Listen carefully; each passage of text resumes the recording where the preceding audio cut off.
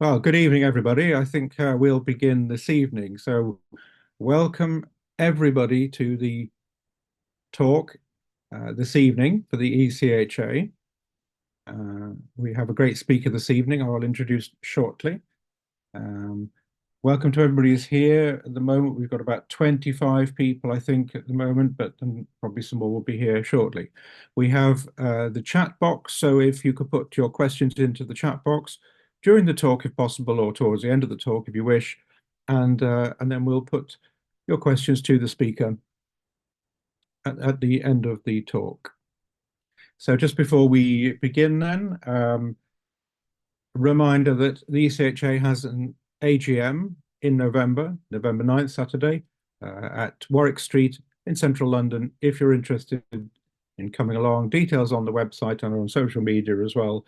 Everybody's welcome. And we have two fantastic speakers lined up for our day conference and AGM on that day. And I hope you can come along. On the 29th of September, I'm doing a talk at Bosworth Old Hall on Catholic recusant women, and everybody's welcome to that as well. It's at 3 o'clock on a Sunday afternoon, and there's tea afterwards. So let's move on. So our speaker this evening, Dr. Scholastica Jacob, is going to speak on the return of the Benedictine sisters. And I'll tell you a little bit about our speaker now. She has a doctorate from Durham, 2022, and she's an associate fellow of the Institute for Anglican Religious Studies. I think I've got that right anyway, or more or less.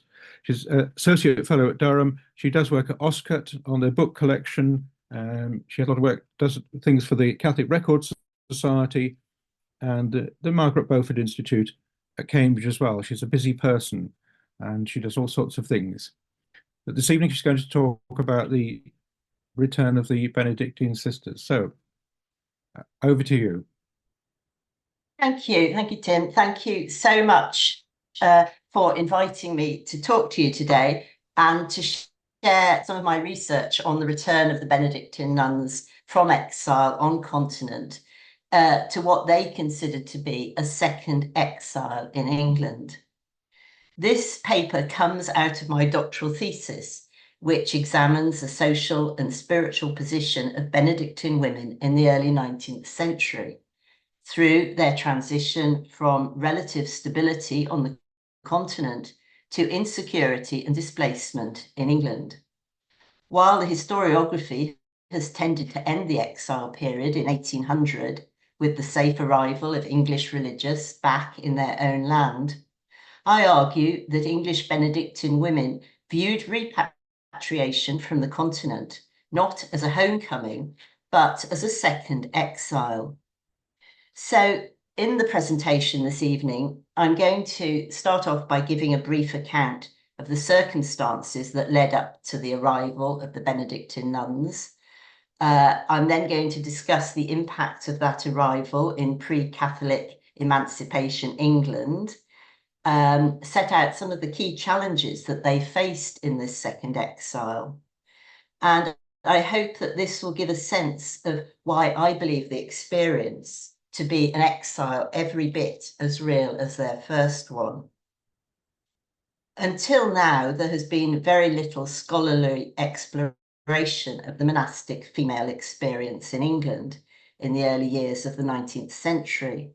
And I've attempted to fill the 40-year gap in the historiography of women religious, which lies between studies of early modern English communities in their continental exile and those concentrating on apostolic orders later in the century.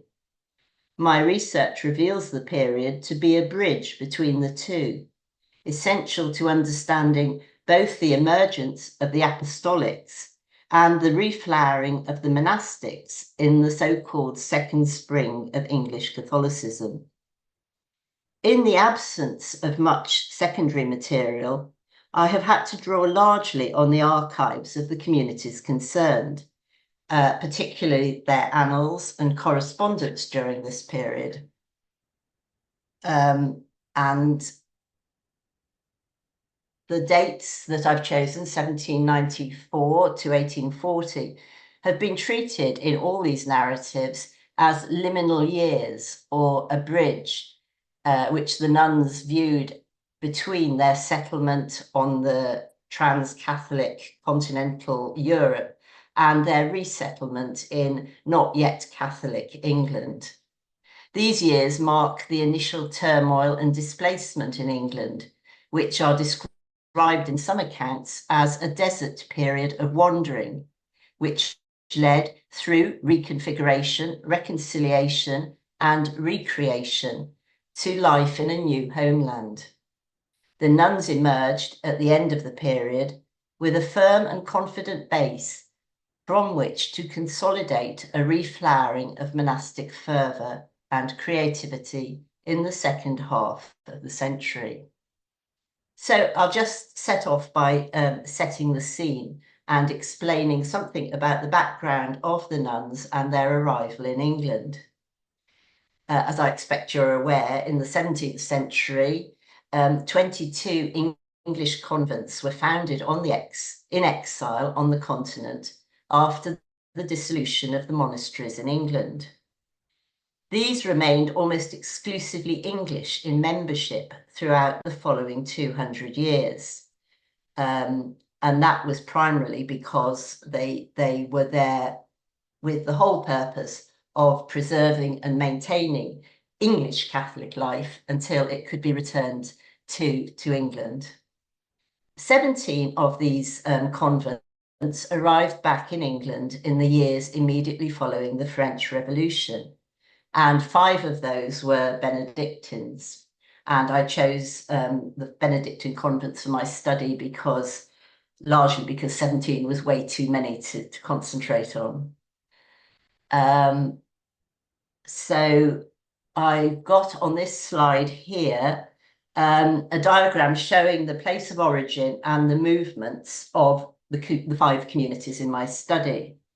The Brussels community, which you can see at the top left, was the very first English Benedictine house. In fact, it was the first English house for women founded on the continent. It was founded in Brussels in 1598 by Lady Mary Percy. 3 foundations were made from there over the next 200 years at Ghent, Dunkirk, and Pontoise. The house at Pontoise closed before the Revolution, so that isn't included in my study. The Cambrai house, which was the only one to belong to the English Benedictine congregation, which up until this moment was just monks, was established in 1623. And they made a foundation in Paris from Cambrai in 1651. And you can see from this slide also the places where the communities first settled when they arrived in England. As I mentioned before, the raison d'etre of the English convents on the continent had been to advance God's work by returning England to the true faith. This was not a passive mission. The nuns proactively engaged with their English Catholicism in a process which has been described by James Kelly as actively creating an identity for the time when Catholicism was returned to their homeland. As they perceived it, the forced repatriation of 1795 was not the right time, and England was not ready. Return at this point was not part of their plan. The 5 communities here all had different experiences in the Revolution, but all were forced reluctantly to leave their homes on the continent and relocate to England. So just to look very briefly at the journeys they made, for the nuns in Brussels, being slightly more geographically removed from the centre of the French Terror, they were actually able to plan their escape to England in 1794 and bring much of their portable property with them. They were given a home by Bishop John Milner, attached to the mission in Winchester, where they remained for the next 50 years. The nuns from Ghent were also never subject to arrest or imprisonment, and they too did not arrive on British shores entirely destitute. They landed in two separate parties in June 1794 and settled first in Preston and later at Caverswell in Staffordshire. For the other communities in this survey, the journey was more traumatic. The convent of the Dunkirk nuns was seized in 1793 by French revolutionaries, and the nuns took refuge with the English Poor Clares. From there, they were taken to prison in Gravelines. There, they suffered extreme hardship and only narrowly escaped the guillotine. After attempts to recover their property in Dunkirk, and their monastery building had actually been burnt to the ground, they departed for England in 1795. After 171 years at Cambrai, that community was placed under house arrest in the autumn of 1793, and the nuns were subsequently imprisoned in Compiègne. They endured 18 months of hardship, during which 4 of the community died, and they were in danger of following fellow prisoners, the Carmelite martyrs, to the guillotine.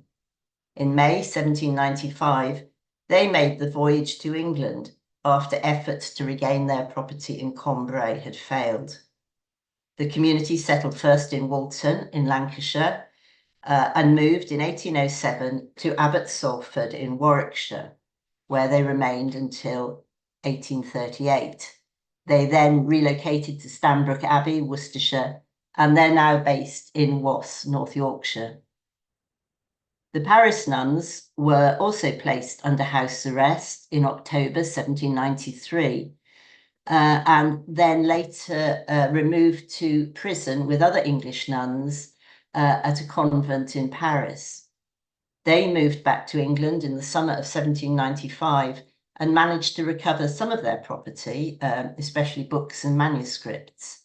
They settled first at Marnhull in Devon, then Cannington in Somerset, and in 1836 made a permanent home in Colwich at Staffordshire. Benedictines are annalists, and all the communities left accounts of their experiences in escaping the continent and arriving in England. These all outline the trauma and physical and emotional suffering that they experienced and provide an insight into the state of the communities on arrival in England. These accounts interweave national events with personal touches. The Ghent nuns describe how they viewed the battle from their windows as the French advanced into the city. Cannonballs flew over their roof, and one landed in the garden, narrowly missing the portress. The Dunkirk nuns also experienced fighting outside their church, and shots penetrated the windows. In October 1793, they witnessed the siege of Dunkirk. Their monastery was occupied and their property seized. During the journey to prison by canal, they overheard their captors discuss whether to sink the barge and to be saved all further trouble with them. An account written by one of the nuns from Cambrai describes the journey across France in open carts. She writes, they thought death would soon have followed and expected every moment to see the fatal guillotine.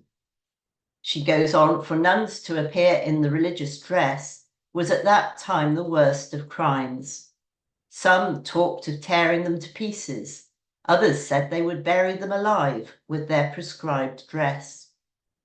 One of the nuns, Mary Shepherd, when she was taken out of the cart, being scarcely able to stand, fell against the horse which was at the side of her. The beast immediately struck her, at which the rabble set up the most insulting shouts and clapped their hands for joy. They suffered overcrowding in prison. They suffered from prison fever, near starvation, the humiliation of body searches, and regular threats that they too would follow their fellow prisoners, the Carmelite martyrs, to the guillotine. And you can see in this picture here an image from the reliquary of the Carmelite martyrs the Carmelites being escorted to prison, to the guillotine, and the nuns, the Benedictines, watching them go from the prison window. It was only the fall of Robespierre in the summer of 1794 that saved these communities from very likely death, although they had to remain imprisoned for a further 8 months before escaping to England. The sense of repeated exile pervades all the accounts that lay left, and comparison is drawn between the first and second exile. Writing in the Chronicles, the Brussels annalist muses, 2 centuries had elapsed since, driven by persecution and penal laws, the first mothers of the cloister of Our Lady of Brussels had fled from English shores. After having enjoyed these 200 years a peaceful home and asylum in Brussels, their successors now found themselves obliged to fly and seek in their own country the protection and liberty which they could no longer expect on the continent. While recognising the hand of Providence in this return of monastic life to England, they used the familiar rhetoric of exile to describe the process. If this task was a glorious one, it was only to be accomplished by the cross and the passing through a Red Sea of suffering and combat. As long as it was possible, our nuns held back, hoping and praying for peace, and dreading to leave the dear enclosure of the monastery, which had so long sheltered and protected them. The nuns also expressed the humiliation of arriving in England as refugees in their own native land, describing their appearance as ludicrous and in the extreme, clothed in garments of various shapes, textures, and hue, bed curtains forming the principal feature in the material of which they were made, and concluding, no marvel was it that the servants smiled. They were all nearly destitute on arrival and dependent on the charity of friends for survival. The early years in England were predominantly ones of precarious living and instability. All but 2 of the communities changed location twice in these early years, as you can see from this slide of their various geographical movements. Although Catholic Emancipation Act was still 3 decades away, the English to which the nuns returned, however, was more tolerant of Catholics.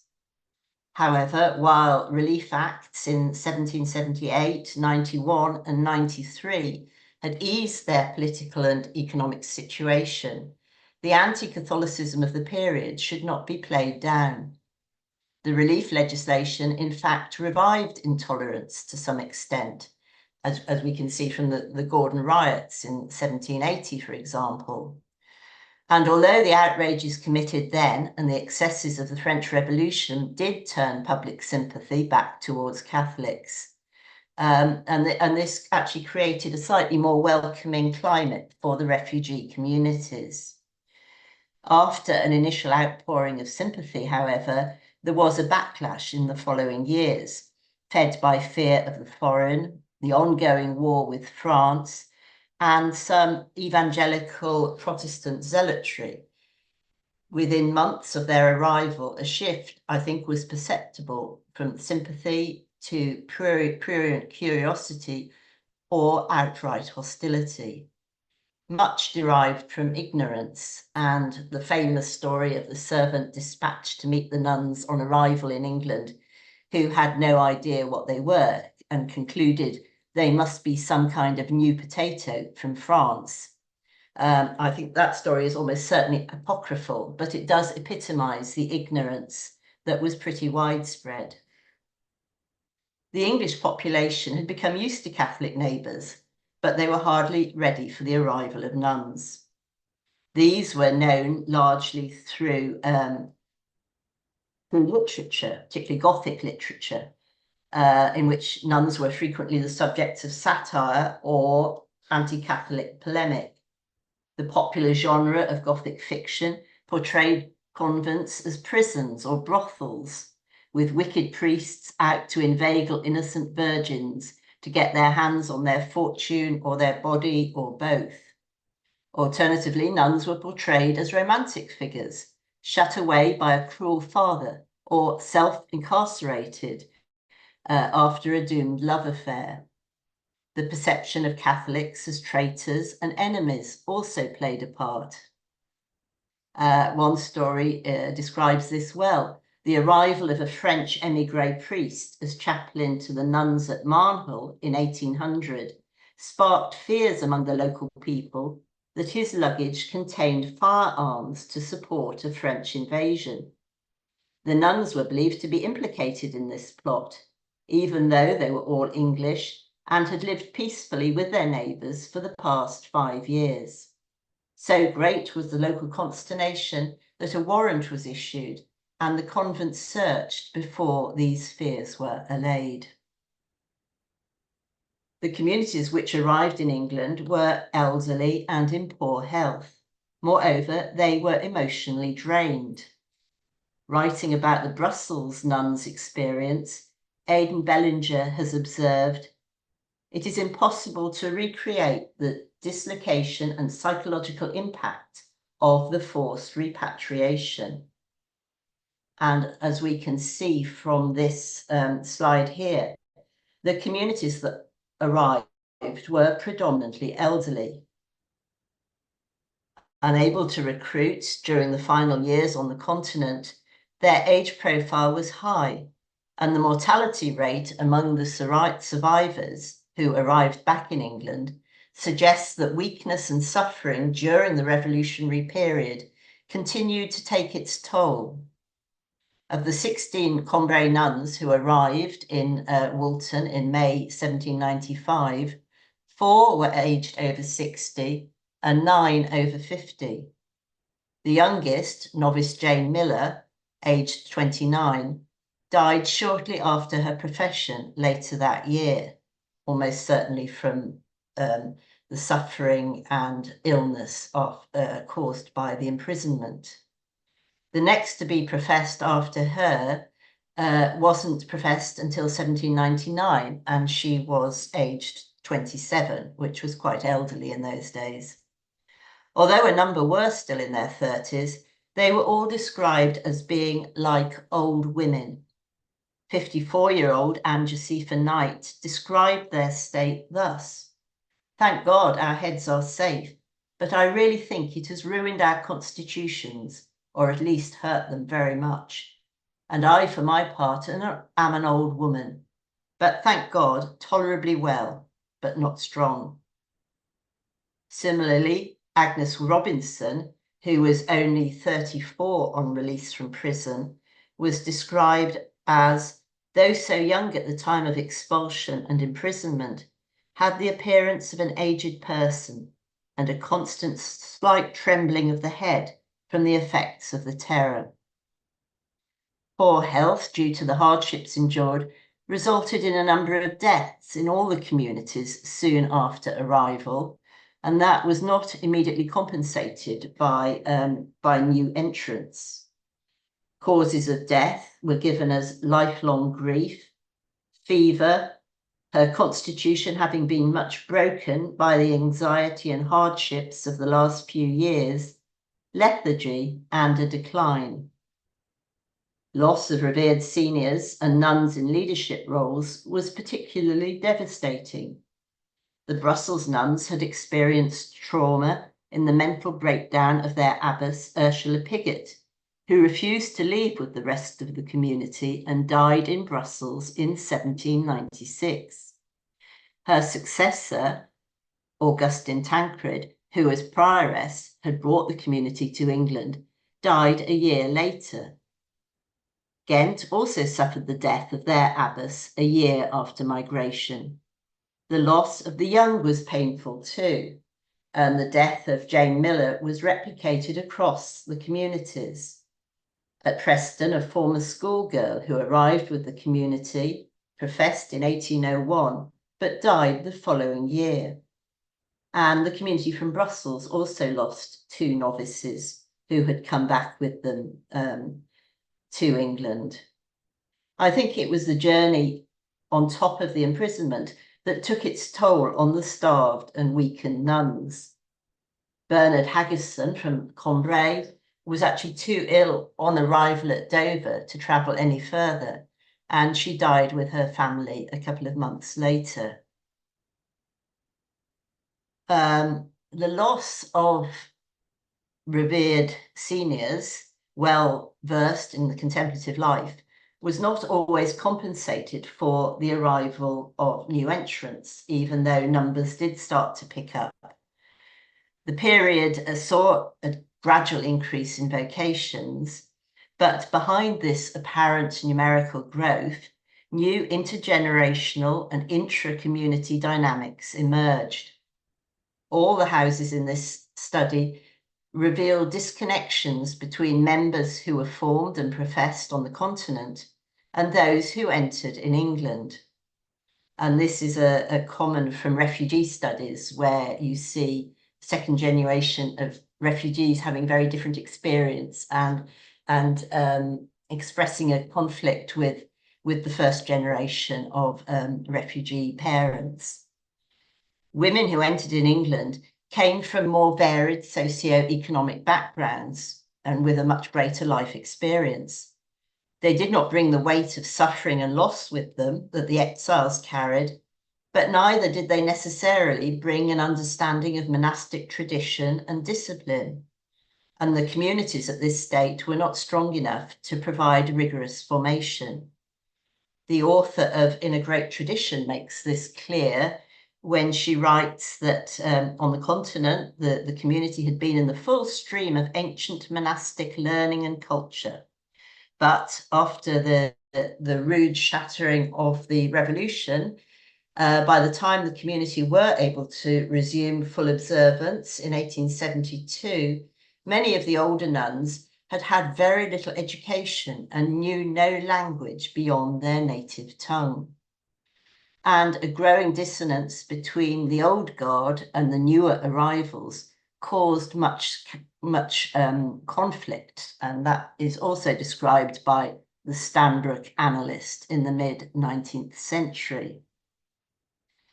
She wrote, added to the more or less external difficulties experienced by the Combray refugees, the restoring of the regular monastic discipline was yet more seriously baffled by the fact that several of the recruits received in the days of the community's distress had been admitted rather with respect to attainments for furthering of the school than to vocation so pronouncedly monastic as would have been required at Combray.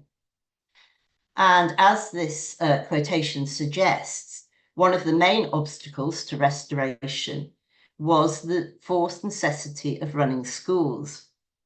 None of the communities felt fit to do this. The nuns from Combray wrote that they obediently bent themselves to the highly uncongenial task of educating young ladies. The nuns struggled on, making a heroic and pathetic attempt to uphold their religious observance and celebration of the divine office, while striving, unattractive as the work was, to maintain a school. And it's clear from this and other accounts that the school was a major obstacle in the restoration of monastic life. The main motive in England for schoolkeeping was of necessity. All four of the 5 communities which opened schools did so purely as a means of financial support. However, the schools did perform other important functions too. They attracted much needed vocations. They provided a channel for the dissemination of Catholic thought and teaching to the wider community. They continued to fulfill the nuns' mission for the conversion of England, and they helped to widen their social network and to integrate them into the Protestant community. And as the decades proceeded, we actually see a number of non-Catholic girls entering these schools. Despite all these benefits, however, the running of the school was highly uncongenial to the nuns, taking its toll particularly on their mental and physical health. And today, obviously, many of the survivors from the revolution would, I think, be identified as suffering from levels of post-traumatic stress disorder. This was neither recognised nor treated at the time, and no space was given for the rehabilitation or mourning that they needed. The conditions of life far removed from those on the continent, fears for their future safety and sustainability added to the mental stress. And there's a number of recorded cases of sisters suffering breakdowns, which are usually attributed to the strain of the final years on the continent and arrival back in England. Pressure of life is also blamed on the hardships of working in the school. One sister at Combray was taken to a mental institute at Menin in Belgium, which actually saw the arrival of 4 or 5 other nuns over the next couple of decades from England, all described as suffering from mental derangement. So new entrants with untested vocations were entering precarious and distressed communities. And this obviously created a strain on both sides and led to further problems.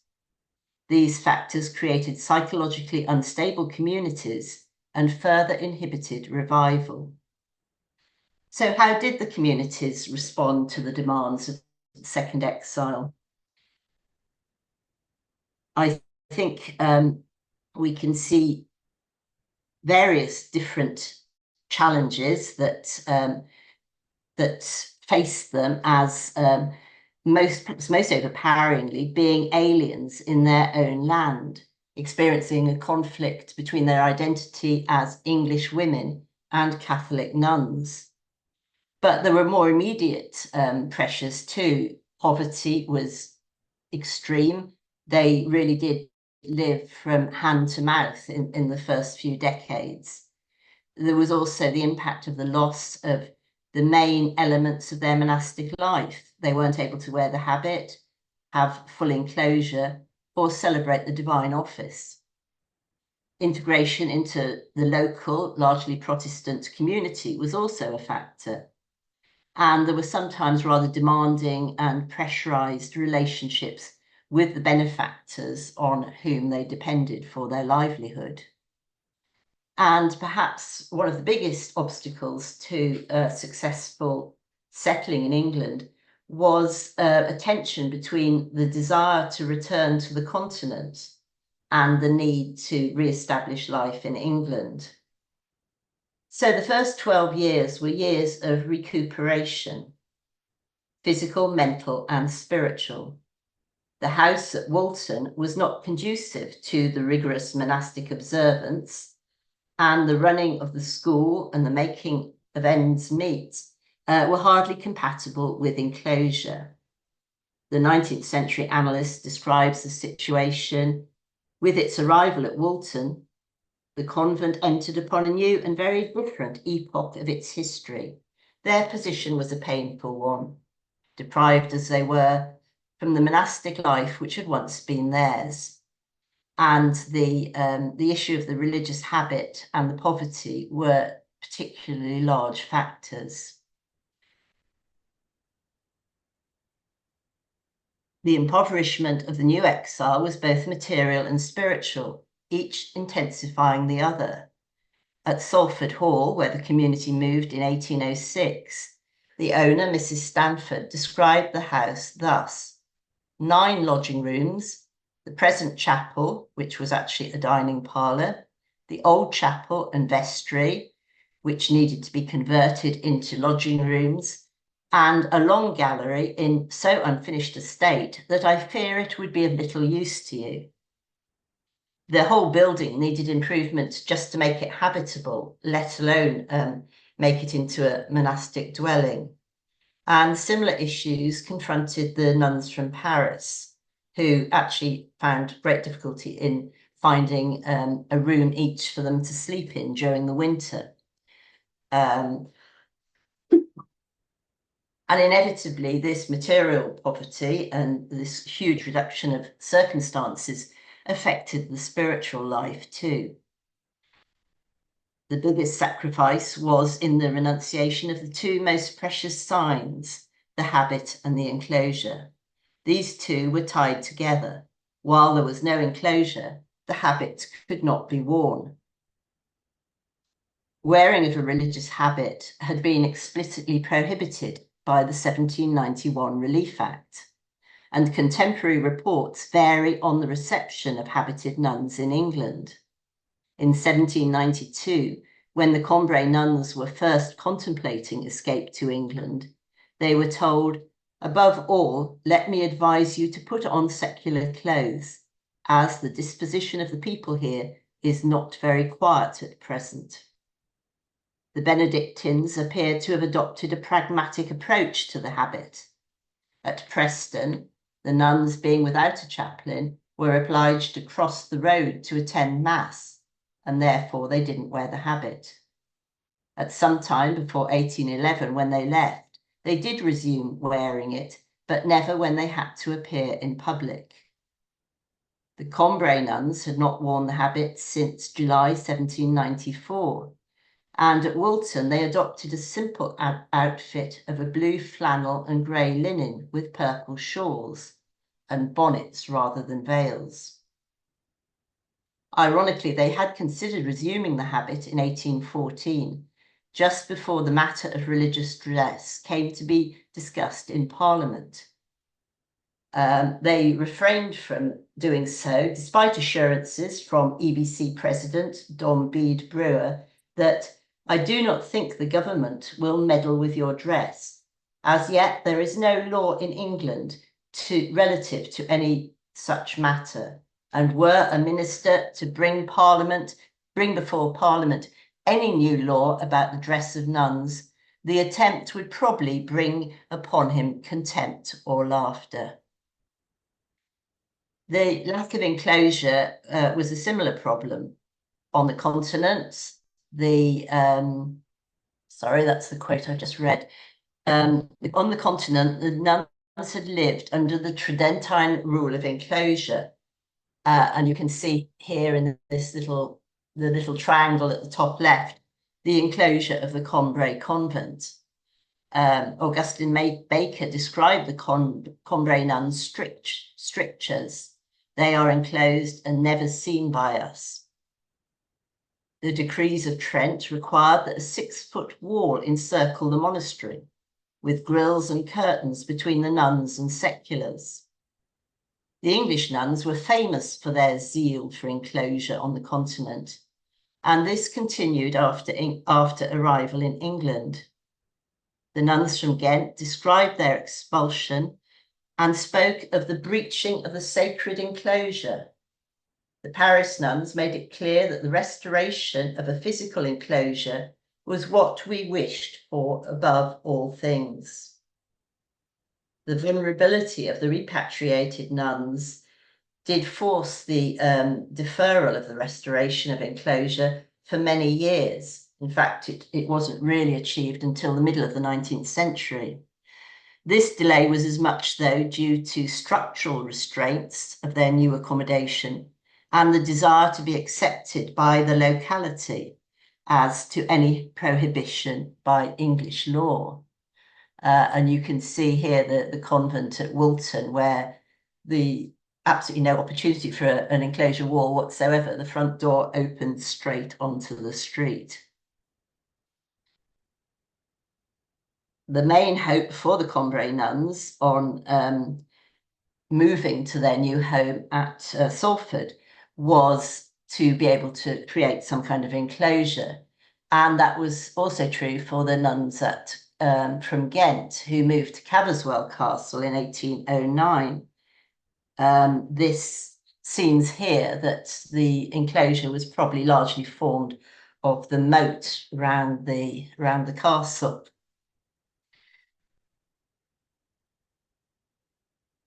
one of the problems for the Salford nuns when they moved to Salford Hall was keeping seculars out.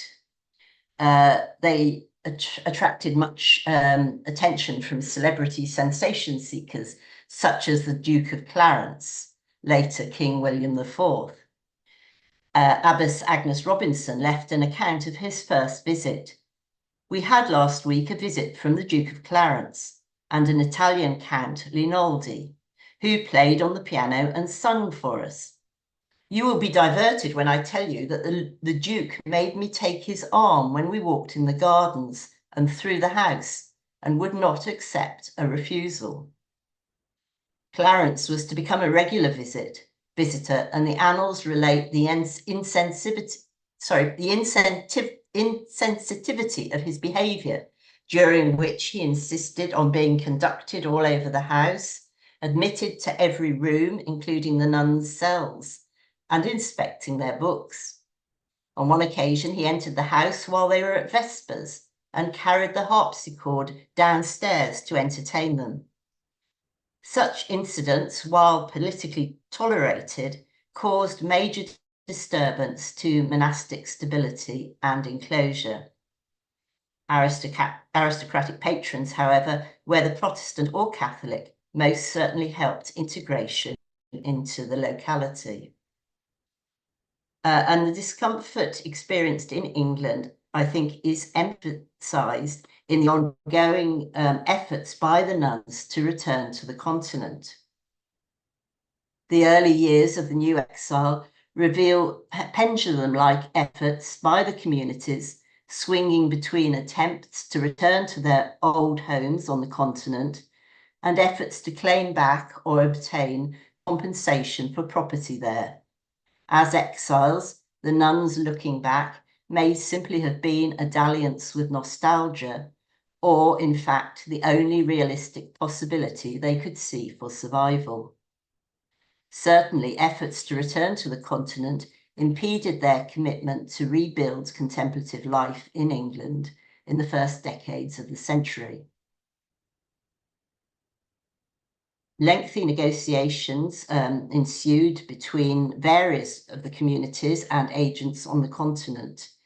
But by the 1820s, I think the evidence suggests that they'd all given up any hope of returning, and none of them were able to claim any compensation for the loss of property at the time, even though Combray nuns were particularly active in suing for that.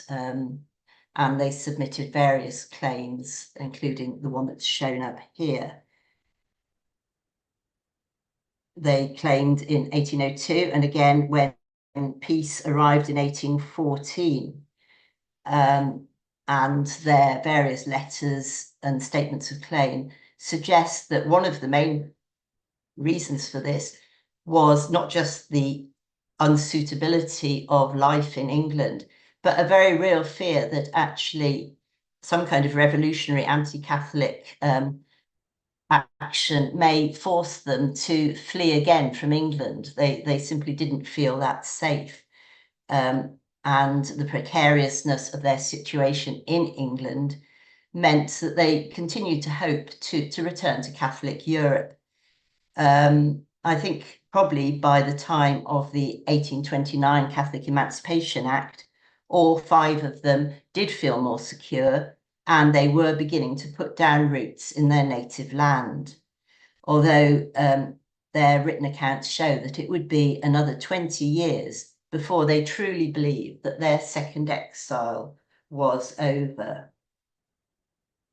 So in conclusion, I just say that I hope this paper has given just a glimpse of the challenges facing the English Benedictine women forced from their monasteries on the continent in England to England after the French Revolution. They very much perceived this return as an enforced exile, as is evident in the compromises imposed on their monastic observance, their continued privation, aging populations, and the long-lasting impact of trauma on their physical and mental health. All these factors inhibited the community's development to such an extent that it was not until the 1830s that any coherent attempt to restore monasticism was possible. The period 1795 to 1840 must be seen, though, not as a void, but as a crucial bridge in a continuing narrative, one in which the role of the enclosed contemplative deserves greater recognition.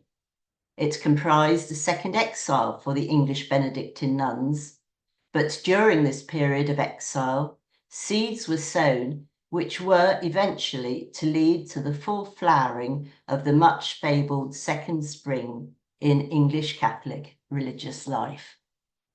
So thank you very much for listening and letting me have this opportunity to talk about my research.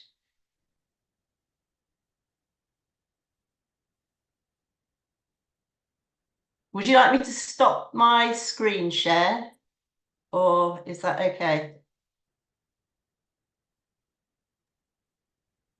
Can you hear me all right?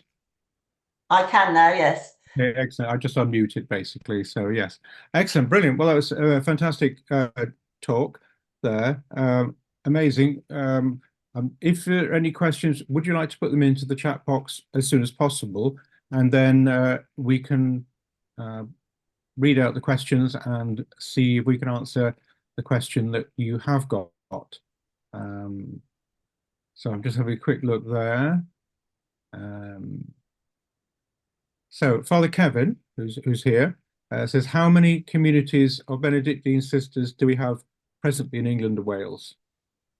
I am not sure that I can answer that. I don't know exactly. I see that there's some sisters here from Minster. They are certainly one of the communities. Hello. And there's still nuns at Stanbrook Abbey. The Benedictines from Colwich have moved to join them at Stanbrook. There's Well, still if the sisters unmuted, they might tell us the answer because they might actually know the answer, yes, I'm or sure. Still, whichever you wish. But I think there's still I nuns at suspect that the Curzon Park community as well, and Tyburn. So I'm not yes, actually Simon, of counting, course. I'm afraid.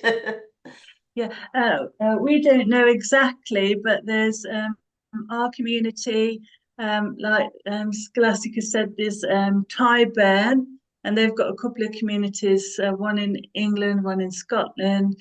There's the Turvey sisters. Oh, yes. There's Stanbrook. Uh,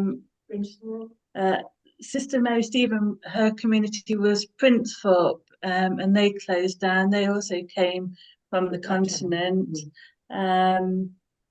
There's and then there's some Cistercian communities as well, which of course are a reform of the Benedictines. So there's two Bernardine Cistercian communities, and there's a Cistercian community at Whitland in Wales. Yeah, so there is quite a lot of Benedictine women's communities. It's still healthy, which is excellent. Excellent, good, okay, super. So I hope that's answered Father Kevin's question there, or as best as we can answer it at the present moment. If somebody knows any more information, please put it in the chat box or let us know somehow if you wish, or let us know. We've got a question here, I think this says, Autumn, very interesting, thank you. I went to convent school run by Augustinian nuns from France, and they never talked about themselves much. I wonder if they had a tough journey. I wonder which community that was. Do you know? Was that? Doesn't specify, but if No, Autumn wants to. I think all those that did come from the continent, whether they escaped immediately after the French Revolution or came later, did have difficult trials. So yeah, that is interesting. And if that was a French community, they would also have had a rather traumatic journey, I imagine.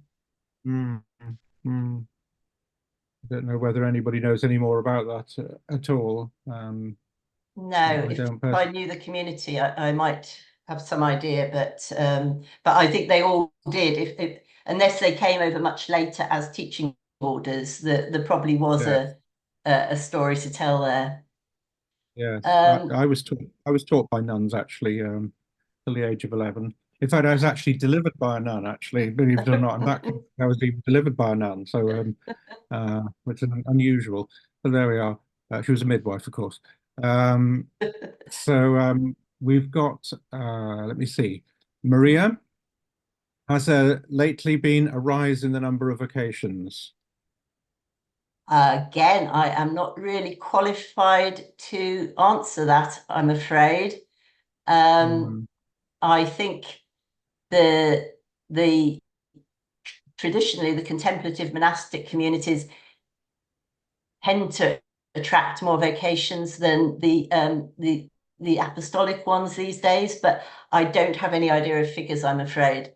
My studies are all restricted to the 19th century. I don't know whether Minster can help us with that as well. Yes, possibly. I don't know whether the sister could help us at all, but if there's any No, only that a few years ago there was a big thing made out of the fact that more young women were entering religious communities across the board, but for our community it's more slow and steady rather than huge numbers coming in. We'd like more, so if anyone wants to pray for more vacations, then great. Thank you. I think slow and steady is actually much better than huge influxes, because huge influxes tend to come and then go again. Slow and steady is good. I've also noticed that you've asked a question here about the language used by the nuns on the continent. And that's a really interesting question, because most of the studies of the early modern period, the nuns in exile, were exclusively English, or Scottish and Welsh as well, but mostly English. And because they were enclosed, they didn't speak any other language but English. And obviously the office was in Latin. Some of them would be educated in French, but they didn't go out. They didn't reach the enclosure. The portress would probably have had good French. But it was quite striking from research that's been done that actually, by and large, they certainly spoke English in the house themselves, and had contact with externs through French speakers, but English was certainly the predominant language that they spoke. So little islands of Englishness on the continent. Absolutely, yes.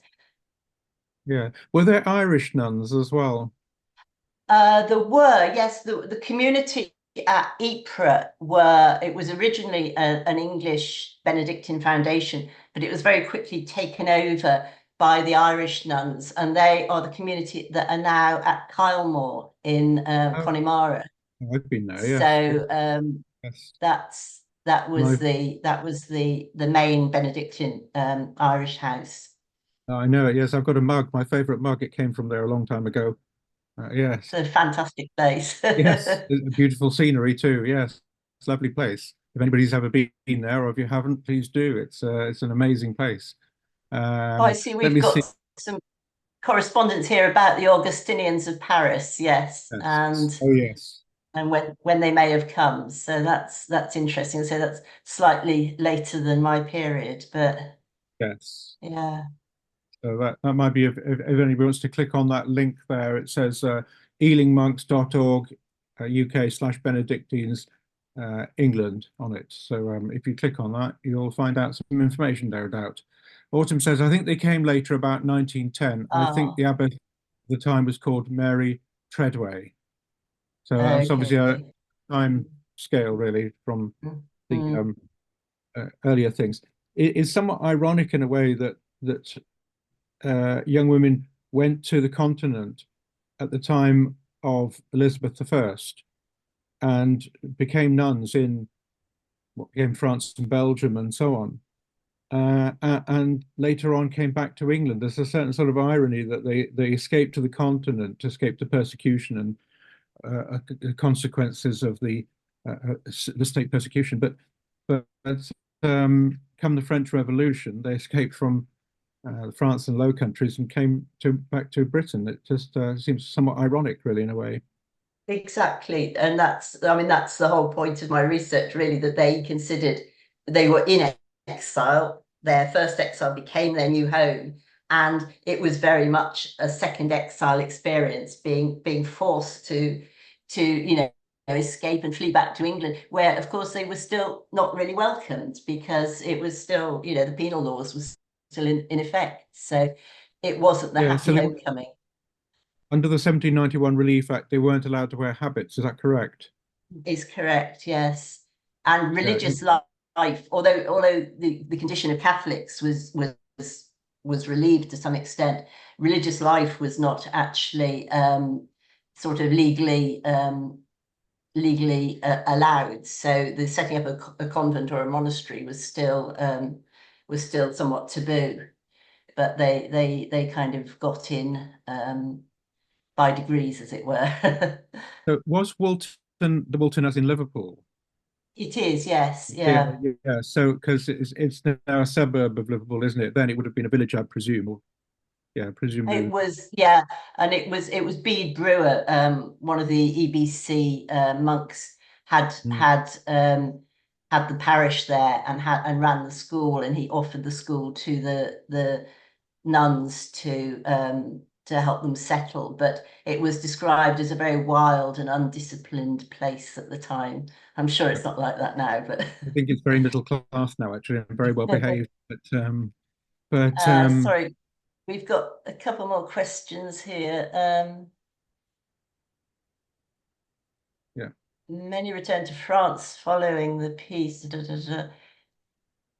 None of the Benedictine nuns did return to France, although they tried to for a while, particularly when they didn't feel at all stable in England. But certainly by emancipation and then later by the restoration of the Catholic hierarchy, they realized that they were fulfilling their original objective, which was to restore English religious life to England, English Catholic religious life to England. So no, none of them attempted to return to France. And the community that was mentioned earlier, the Principal community, who were French, who came from Montargis, didn't return to France either. They settled in England and slowly became a fully English community. hmm. Interesting. Any more questions anybody would like to ask? Sorry, we've got one here. Is it possible to find specific details of particular nuns who were part of the Benedictine order, i.e. their heritage? Yes, it is. It's as I say, most of what almost all that I've had to rely on has been archives because, and I think this was a question I noticed earlier that I missed. Very little research has been done on this period. A lot's been done on the early modern period, but very, very little on this. So there's very little writing on the English 19th century experience of the nuns. So consequently, all my research, it was so exciting. I was able to work firsthand with primary material in archives. So some of the archives do have a lot of detail about the background of some of the nuns, their families, where they came from. And in my thesis, I go into quite a lot of detail, particularly about geographic and social backgrounds, but I didn't have time to talk about that here. But hopefully it'll be published before too long. So if you're interested, you'll be able to read that. Is there any more questions in the box?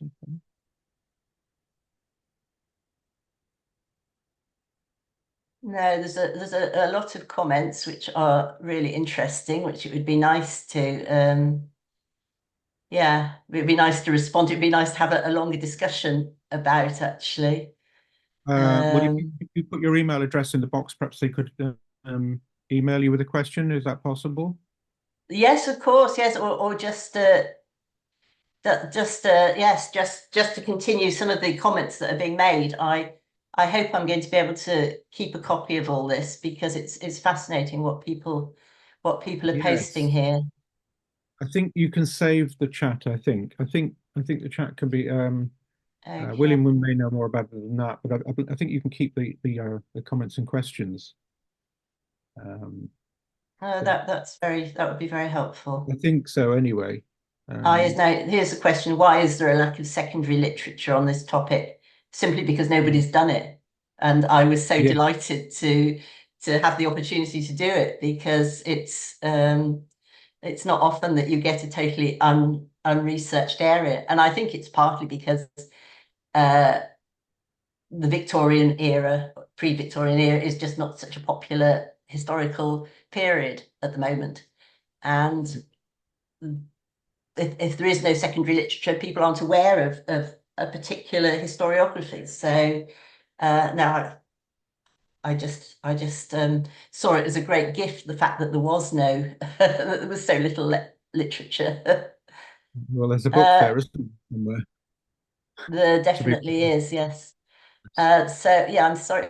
Oh, somebody here, Chris, who says her Dame Agnes Gillibrand was a nun of the Ghent community, but she died in 1784, just before the catastrophe.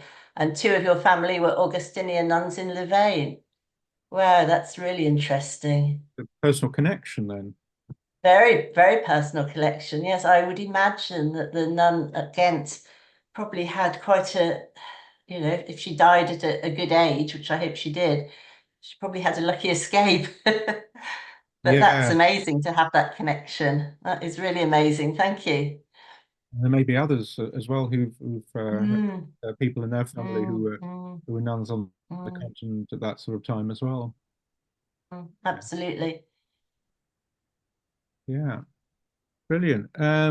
Well done, fantastic. Should we at this point mention Dorothy L. Sayers? Oh, Plug for Dorothy yes. L. Thank you for this Sayers. opportunity. This is a Yeah, completely separate subject. not I've related. just, it's totally unrelated in every possible way to what I've just been talking about, but with another hat on, as Tim mentioned earlier, I work for an Anglican society promoting the study of Anglican religious life. And as part of that, I've just published an edited collection of the letters of their founder, who was called Herbert Kelly, and Dorothy L. Sayers between 1937 and 1950. It's published by SSM Press and it's available now. It's just come out. So if anyone's even remotely interested in Dorothy L. Sayers, they are very, very quirky, eccentric letters that are full of theological insights. And I had such a good time editing them and working on them. And it was a huge insight, not only into Sayers, but into Herbert Kelly, who's the founder of this society, about whom I knew very little. So it was a great opportunity for me to work on the book. But I say the letters are fascinating. So it's quite a slim volume, and I think it's 11.99. So as academic books go, it's very reasonable. They're often very, very, very expensive, unless you can get them secondhand on whatever on the internet. I get books Yeah. cheap as I can, secondhand if I can. Brilliant. That's fantastic. When I said to somebody that you were doing a talk this evening, the comment was Scholastica knows her stuff. So Oh, so yes. So so thank you for knowing your stuff, thank so you. to speak. Thank you for saying that. It's But a great privilege. I'm really happy to talk with you. So thank you so much for asking me. And if anyone does have any further questions or observations, I'd be really happy to hear from them and to engage in conversation. So maybe you could make my email available. I'm very happy for that to happen. or they could email the secretary, and the secretary could pass it on that way as well as another way of Absolutely, doing it. yes, yes. I Uh, give full permission for it to be passed on. Excellent. And on the website, of course, is the email addresses. So anybody who's looking to email anybody, then William, our secretary, for example, or my email address is on there. So if you had any questions or suggestions or ideas or whatever else, as people sometimes do, or comments, sometimes we get some very, very positive comments after the talks as well, to the secretary saying what a wonderful speaker and things of that sort. So it's quite possible we will this time too. So thank you very much, Scholastica, for that fantastic talk this evening. Thank you for inviting So me. And yes, you're very welcome. We're very honoured to have you. Just to remind everybody of our next talk, which is on Saturday, and it's unusual to do on the Saturday, the 21st of September at 10 a.m. And you might think, why on earth at 10 a.m.? The reason is it's a Zoom talk. Father Robert Cross is talking about Monsignor John Hawes. It's a joint presentation with the Australian Catholic Historical Society. So we're going global with this one. So we're linking up with Australian Catholics as well. So please do join us for that. It says, I'm just reading here, Monsignor Hawes was a priest architect who designed and built a series of churches throughout the Midwest of Western Australia. Father Cross is Director of Heritage for Geraldton Diocese in Australia. So I'm sure he'll know his stuff about that, about all that as well. So that should be interesting, especially if you're Australian or know Australian people, or got family in Australia, or are indeed listening to this talk in Australia. Then that would be an interesting one. So it's 10. I'm sorry, it's 10 a.m. in the morning, but there's a big time difference between us and Australia. So nobody wants to do it in the middle of the night, probably. So that's great. So thank you very much, everybody, for joining us this evening. If you want to join the association, details on the website, please do join. The more people that join, the better it will be, because we'll have more money to do more things. And we have to pay speakers, and we have costs and all sorts of things, and we have an AGM in November. So money doesn't grow on trees, as you know. You can join the association. It's very little money. It's £11. That's all. Not much. It would support the work of the association tremendously. It means we could have more speakers in the future. We have speakers lined up until the autumn of next year. And only yesterday I had a message from somebody saying, could she do a talk for us? And I said, well, it'll be later next year now, quite late. But at least people are asking to do talks. So if you know somebody who wants to do a talk, or you indeed want to do a talk yourself, for example, then do let us know. We're always open to suggestions. So thank you very much, Scholastica, and thank you, William, for your work as well. And I shall say goodbye, and we're all going to have a drink of water now, I think, because we'll be done a lot of talking. So thank you very much, and goodbye, everybody. Goodbye.